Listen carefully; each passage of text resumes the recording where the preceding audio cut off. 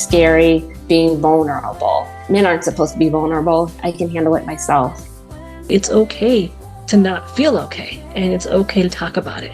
Because if we don't talk about it, we cannot get help. I dreaded taking time off because when I came back, I knew it was going to be a long list of emails or a long list of to-do lists that I had to do.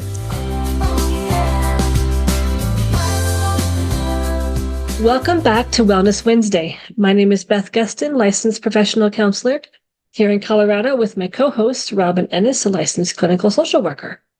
We thought since May is Mental Health Awareness Month that we would take time this episode and talk about how mental health is being destigmatized, because the stigma around it has been huge in the past. There's still a lot of work to be done. And also talk a little bit about how schools and the workplace can help reduce burnout and make schools feel safer for students. I'm very, very glad that we're talking about this because I do believe that we have come a long way in terms of people addressing their own mental health conditions, but also to being more open-minded and embracive of other people who are struggling.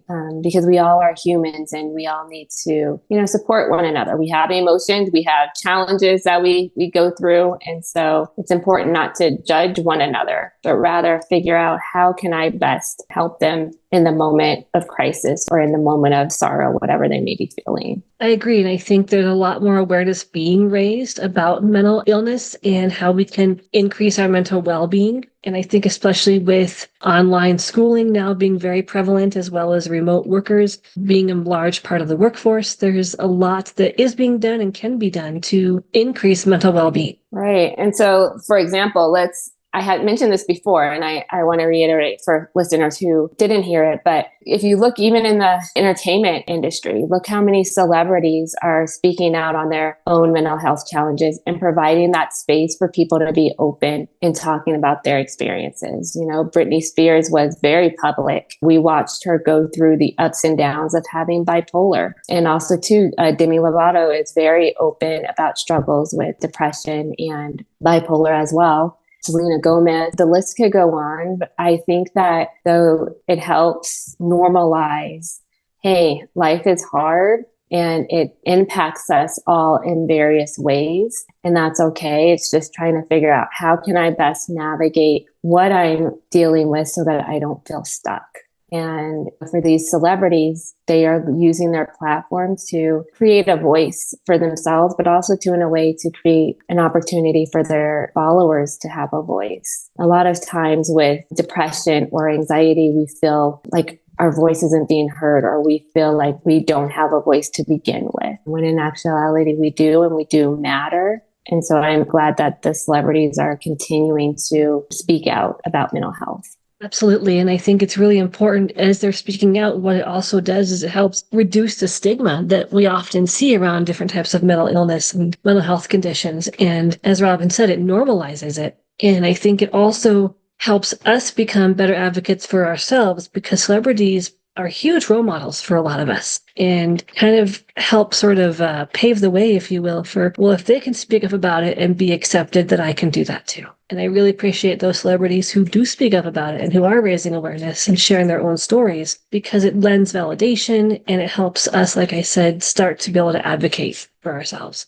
Right. Beth, this just popped in my head a few months ago. I think it was shortly after the Super Bowl, but did you hear about, I think it was on Twitter, about where Elmo, and I can't remember the post that he made, but he made a post about mental health, like it kind of like it's okay or not to be okay, or something like that. And it really received a lot of attention because everybody loves Elmo, and he's promoting mental health and encouraging people to be where they're at in whatever emotion they're feeling. So not only is it encouraging children to express their emotions, but it's also resonating with a lot of adults too. I thought that was pretty cool when they did that. I do remember that. I'm glad you brought that up, because I think it is just as important, if not more so, for our children to also learn that it's okay to not feel okay, and it's okay to talk about it. Because if we don't talk about it, we cannot get help.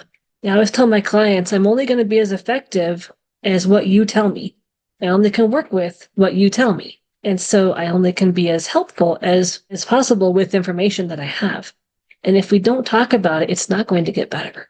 Right. Yep. And I'm nodding my head because, and I know it can be scary talking about it. Some feelings I've heard my clients say is, I'm worried about what you'll think about me if I say this. It's scary being vulnerable. Men aren't supposed to be vulnerable. I can handle it myself. It's a variety of things and emotions that people go through when talking about what they're feeling. And some cultures allow for people to keep it within their culture or their family. So it can be harder to branch out in that retrospect too. Absolutely. And so I think about, for example, there's something called mental health first aid. And that is where those who have received the training can go into agencies and provide the mental health first aid training to employees, first responders, and agencies that want this training so that their staff can learn what to look for and can learn, what are some of the more common signs and symptoms of certain mental health disorders so they can help their fellow coworkers. If they see something, they can have that compassion and have the ability to speak up and try to help that person if they would like help. And I really like that because how many times have we heard news stories where if we only would have known or, the warning signs that presented, in certain situations. So I really do like that mental health first aid is doing that outreach to agencies. So that's the first step. I think that once that awareness is created, then, agencies need to really evaluate how their employees are showing up and how the agency as a whole is showing up to support those employees. I think in some way, shape, or form, there needs to be some type of, whether it's a mental health day or, allowing employees to take mental health days, just like they would sick days or whatnot. Like Beth, like I was telling you, when I was in the Uber, I was talking about a paper that I had to write for a class. And then we had to think of a social problem and how we would solve that problem. And so the Uber driver mentioned mental health concerns in the workplace. Because that can lead to burnout, workplace bullying, just a myriad of challenges.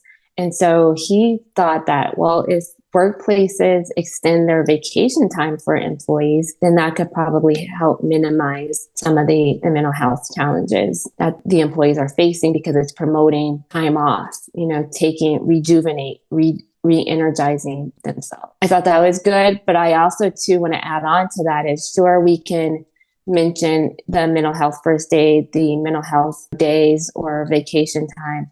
But again, it goes back to the agency and for them to promote that it's okay to do that. Because in terms of vacation time, a lot of employees feel guilty for taking vacation or time off, or they feel like, man, if I take this, I'm going to come back to work with a lot of to-do lists. And I know I felt that as a coordinator / case manager.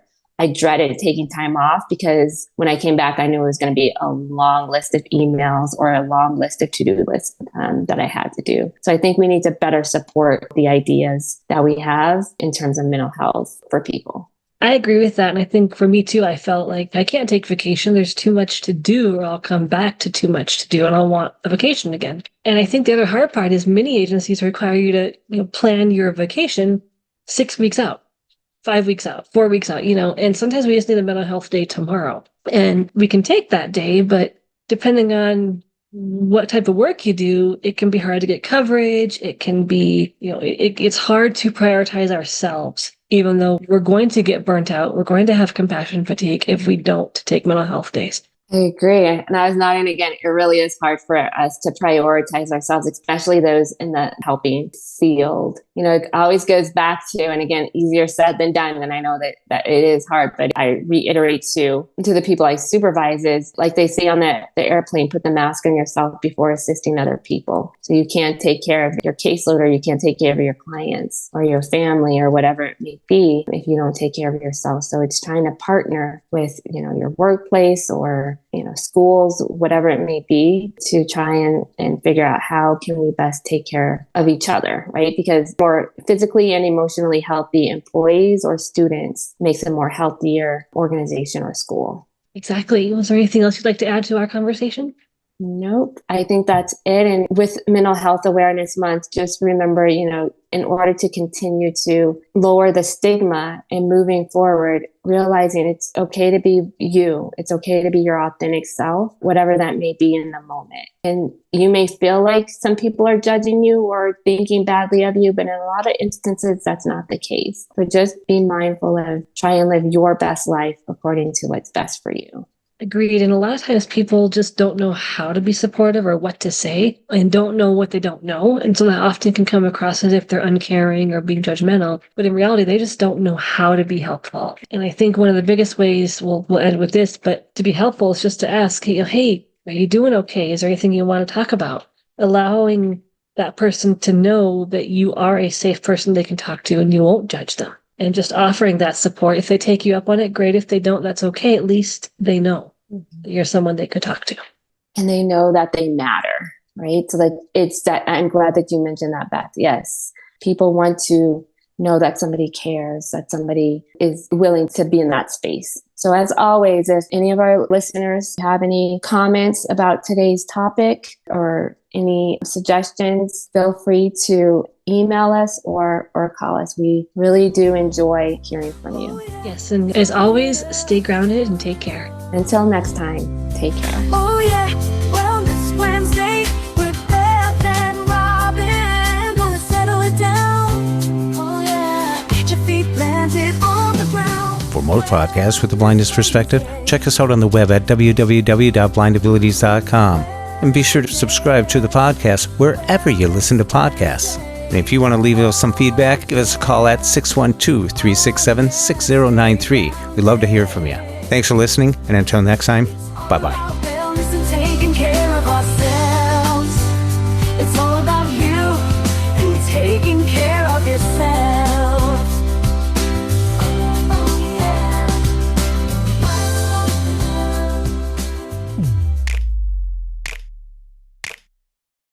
When we share what we see through each other's eyes, we can then begin to bridge the gap between the limited expectations and the realities of blind abilities. abilities.